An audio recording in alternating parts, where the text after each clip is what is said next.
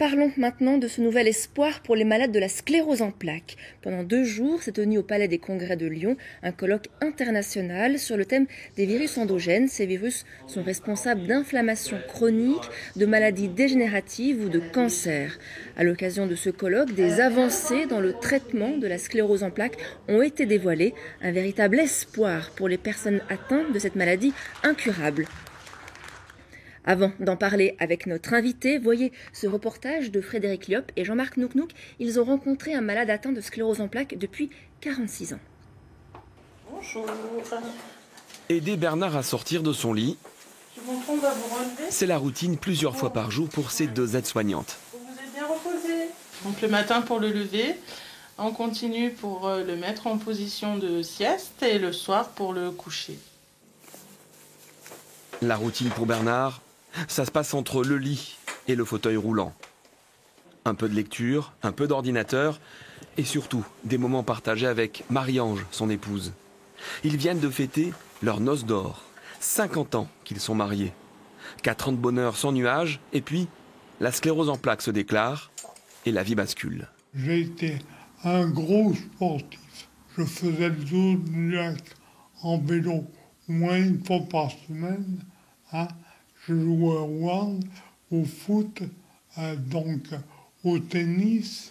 Et donc, quand la maladie s'est avancée un petit peu, moi j'ai reculé.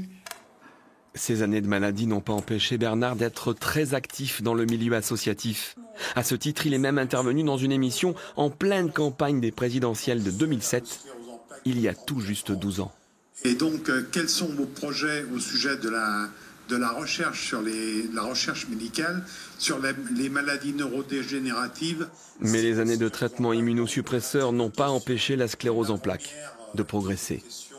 Dans les cas où les meurt rapidement, je dois dire, c'est plutôt pénible, et pour le malade, et surtout pour les conjoints.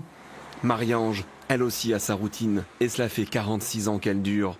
Et qu'elle évolue aussi au rythme de l'avancée irrémédiable du handicap de son époux. Des visites dans les hôpitaux, des médicaments à renouveler sans cesse. 46 ans à subir, elle aussi, la maladie. C'est sûr que les aidants ont un rôle très très ingrat par le fait que la société ne reconnaît pas l'engagement d'un aidant. Alors qu'un aidant, il est là 24 heures sur 24 et puis comment voulez-vous dire, il délaisse sa vie pour s'occuper de la vie du malade. Donc il met un peu sa vie en sourdine. Aujourd'hui, la sclérose en plaques concerne en France près de 100 000 personnes et les traitements actuels ne font que ralentir dans les premières années la progression de la maladie. Bernard, lui, tient le coup, surtout grâce à l'amour de son épouse et aussi un petit peu son sens de l'humour. Ah, voilà comment je suis martyrisé. Comment il est martyrisé. Patrick Curie, bonsoir. Vous êtes neurobiologiste. Alors, pouvez-vous nous expliquer ce que provoque la sclérose en plaques sur le cerveau de ces malades? Oui, bonsoir. Alors, la sclérose en plaques, c'est une maladie en 2 phases. Une première phase est caractérisée par une attaque du système immunitaire au cerveau. Ouais. Et ça, on peut bien traiter avec des immunosuppresseurs. Mais la deuxième phase, c'est la neurodégénération. Et là, on ne peut vraiment pas traiter parce que ça dégénère, comme on a vu, les patients deviennent plus et plus faibles et on ne sait pas vraiment pourquoi. Ah, on ne sait pas pourquoi. C'est-à-dire que les médicaments d'aujourd'hui traitent la première phase. La première phase, mais ils n'empêchent pas les lésions et ils n'empêchent pas la maladie d'évoluer. C'est-à-dire que crise après crise, comme on l'a vu dans le reportage, les patients perdent de leurs facultés. Alors, quelles facultés? Motrices, la parole? Cognitive, parole, motrice, presque tout. Presque tout. Oui. Et ça, on ne peut rien faire. Aujourd'hui, c'est incurable. Non, on ne peut presque rien faire. Ouais. Alors, grâce à la recherche menée ici, en Rhône-Alpes, vous avez donc présenté lors de ce colloque des études et cliniques et pratiques. Je sais pas comment... Oui, expérimentales. Expérimentales, oui. Voilà. Et alors, qu'apportent ces nouveaux médicaments, qu'apportent ces nouvelles études? Alors, on fait des études. On a étudié un virus que vous avez introduit. Et le virus, on pense maintenant qu'il est responsable pour cette dégénération, pour cette deuxième phase.